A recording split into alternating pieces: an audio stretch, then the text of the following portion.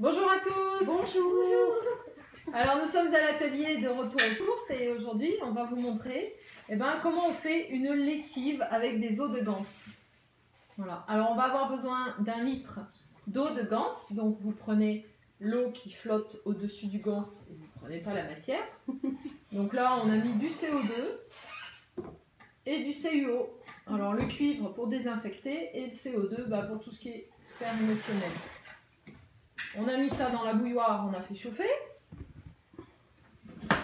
Voilà. Donc l'eau est bouillante. Là, on a un saladier, on va mettre dedans 20 g de copeaux de savon de Marseille. Virginie, si tu veux leur montrer comment on fait le copeaux, peut-être. Ah ouais. Alors, vous avez le savon là, le couteau, le Je savon. me pousse un peu, je fais de la place. Et vous prenez et vous faites, voilà, vous raclez le savon.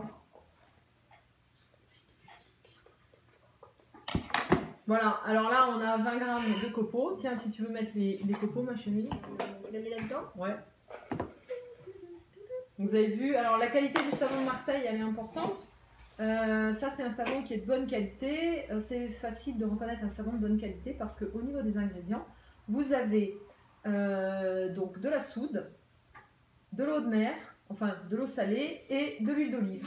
Voilà les ingrédients principaux d'un bon savon de Marseille. Si vous avez une liste avec 15 ingrédients, c'est que votre savon de Marseille n'est pas de bonne qualité, il n'est pas pur, ils ont mis plein de cochonneries dedans. Donc c'est important de contrôler la qualité. Voilà, la marque de celui-là, c'était Emma Noël et je l'ai trouvé, je sais plus où, je me rappelle pas. C'était chez le magasin bio. Dans un magasin bio? Ou sur internet. Je me rappelle plus. Non, pas sur internet, mais enfin ça se trouve quand même assez facilement. Ouais, le magasin bio. Ouais. Donc on a mis les 20 g de copeaux. Qui c'est qui veut mettre maintenant 20 g de savon noir? Allez, Honora, on va. Alors on se met sur la balance, on allume, On t'a. il va se faire seul. Bon, voilà. On a taré la cuillère, donc tu la poseras avec ton savon. Si vous voulez mettre des copeaux de. C'est pas grave, pour faire la lessive, le ménage. Stop, on est à 50. Sur la cuillère. Ah non, c'est bon, lâche la main. 33, bon, il y en a un petit peu trop, mais c'est pas grave. C'est bien. C'est approximatif, hein. On peut en enlever un peu, donc c'est à peu près 20 g. Si jamais vous n'avez pas de savon noir, c'est pas grave, vous mettez 40 g de copeaux de Marseille à la place. Voilà. On va mettre maintenant une cuillère à soupe de cristaux de soude. Qui va chercher la cuillère à soupe? Tu mets au pif, D'accord. à peu près.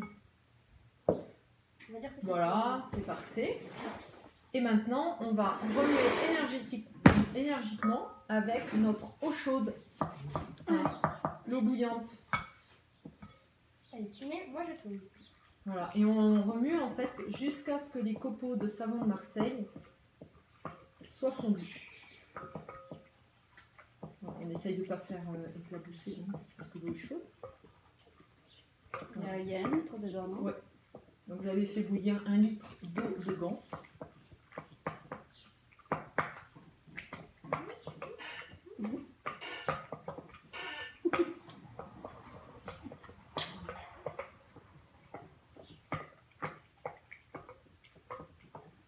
Voilà. Alors l'avantage de faire une lessive comme ça, c'est que ce sont des produits basiques que vous avez, le savon noir, le savon de Marseille et les copeaux de soude. Ces produits basiques, ils vont servir à faire d'autres choses à la maison, d'autres produits ménagers.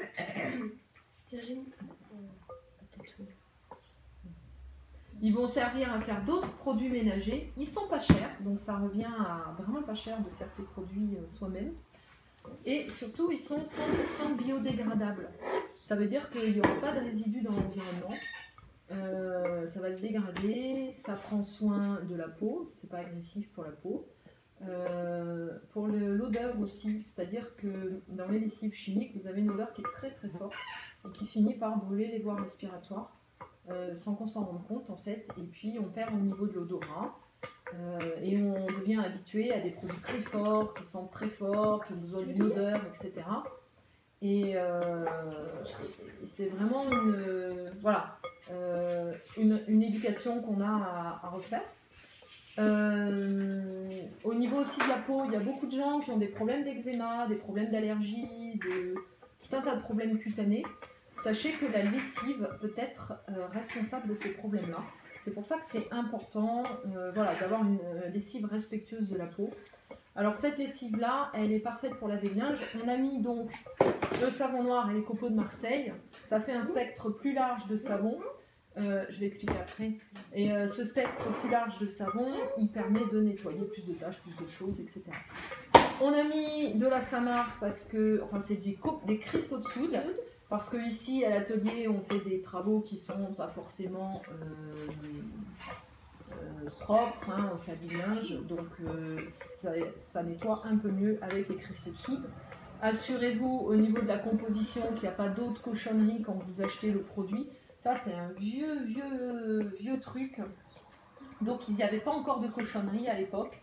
Je crois que maintenant ils ont ajouté des cochonneries, donc vérifiez bien sur l'étiquette que c'est des 100% cristaux de soude. On peut, alors pour ceux qui ont vraiment envie d'avoir une odeur, attends je vais expliquer parce que après tu feras ton choix. Vous pouvez ajouter des huiles essentielles.